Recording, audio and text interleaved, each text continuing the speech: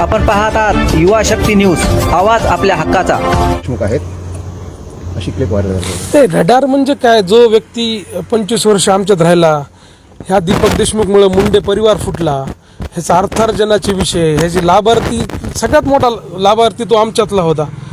आणि अशा परिस्थितीत त्याला तिकीट मिळालं, एका मिनिटात तो तिकडे गेला, आमचे माणसं फोडत होता.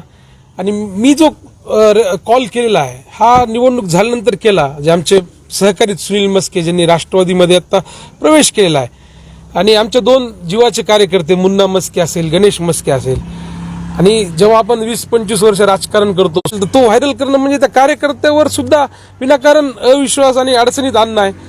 आणि हा बालिश माणूस आहे, आणि निवडणूक झाल्यापासून चाळे बघतो, सगळे माकड चाळे त्याचे, आणि वेड्याच्या इस्पितळाची गाडी पडली त्याच्यासाठी आणावी, हीच निवडणूक आयोगाला खरी तर मागणी मला करावी वाटते. त्यामध्ये दुसरं एक वाक्य असं आहे की तुम्ही तिकडे प्रवेश केलेला आहे, आणि असं काय झालं की तुम्ही तिकडे प्रवेश केलेला आहे, आपण आपल्या पीटीआर वगैरे आहेत आपल्या, ते पण आपल्याला करायचे आहेत.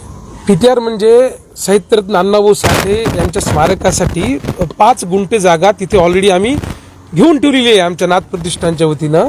आणि ह्या सगळं करत असताना आमचे साठेनगरचे सर्वच आमचे युवक हे पुढाकार घेत होते. त्यात सुनीलराव, आमचे बाकी सर्व सहकारी होते, पण मुन्ना आणि गणेश सुद्धा त्या प्रक्रियेतले होते. त्यांना म्हणलं हे सगळे काम आपल्याला करून घ्यायचेत, तुम्ही असं विनाकारण मनामध्ये राग धरून अनसिक्युअर्ड होऊन तुम्ही काय असा निर्णय घेऊ नका, परत या, तुम्ही चूक केली असेल, गेला असाल, आपण निवडून येतो मोठ्या मताने, तुम्ही परत या, आपले सगळे काम मार्गी गेलो. ह्याच्यापेक्षा दुसरं काय लोकशाही असू शकते. यांच्यासोबतच अनेक नगरसेवकांनाही अशाप्रकारे दाबदब केलेले आहे, त्यांना फॉर्म परत घेण्यासाठी धमकी दिलेली आहे. अशा प्रकारचा तो एक त्याच्याकडे असले असते तर त्यांनी सगळेच तुम्हाला ऐकून दाखवले असते, त्याची आम्हाला प्रवृत्ती माहिती आहे. एकच कसा बसा मिळाला, आणि हे निवडणुकीनंतर मी बोललेलो आहे. मी आतापर्यंत त्या व्यक्तीवर कधी टीका टिप्पणी केली नाही, कारण आपण 25 वर्ष सोबत राहिलेलो होतो. राजकारण येईल जाईल, अण्णांना मानणारा, अण्णा त्याचे सुखदुःख सोडणारा व्यक्ती जर त्याच्या जीवनात असेल मुन्ना मस्केच्या, आणि मुन्ना मस्के जर अनसिक्युअर्ड फील करून जर दुसऱ्या पक्षात जात असेल, तर एक पक्षनिष्ठता म्हणून आणि मुंडे साहेबाचा एक कार्यकर्ता म्हणून मला त्याला धीर द्यावा लागेल, किंवा ठीक आहे, ह्या सगळ्यातून अण्णा बाहेर येतील आणि तुझं सगळं पहिल्यासारखं सांभाळतील तुला. कारण अण्णा जग जय रे सगळ्यांना सांभाळत होते, ह्याच्यात वादच नाही. परळीतल्या कुठल्या ह्याला अण्णा सांभाळत होते आणि कार्यकर्त्यांना सांभाळत होते. यात मी चुकीचं काय बोललो? तुमची भूमिका काय राहील? नाही, माझी काहीच भूमिका नाहीये. आता मी तर कुठल्याही, माझी CDR चेक करावी, माझी नार्को टेस्ट करावी, अजून ब्रेन मॅपिंग करावी, जेवढे काही टेक्नॉलॉजी आहे सगळी करावी, माझी तयारी आहे.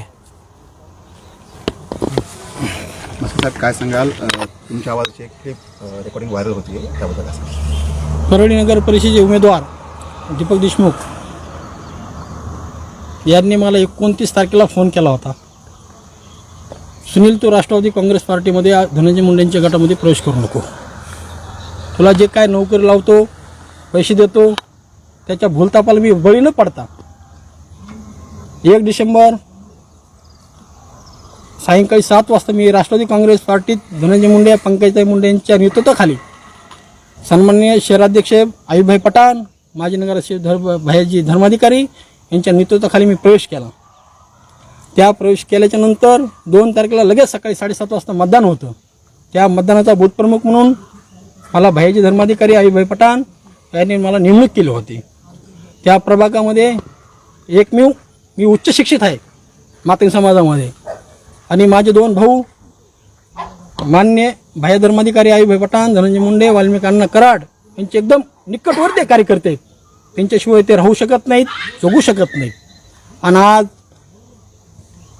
2 दिवसाखाली मला भैयाजी धर्माधिकाऱ्यांनी फोन केला, वा आपला 25 वर्षाचा कार्यकर्ता आहे मुन्ना मस्के, गणेश मस्के, आज राष्ट्रवादी काँग्रेस पार्टीमधून दुसऱ्या पक्षामध्ये जातो, आज त्याला मला बोलायचं आहे. जिथं जगमित्र संपर्क कार्यालयामध्ये वाल्मिकांना नसलेले तरी मी, माझी पत्नी म्हणजे आमच्या वहिनी पहिली साहेब उद्याच्या नगराध्यक्ष आहेत, आपण पुढील वाटचाल चांगल्यापणानं करू. माते समाजाचे पूर्ण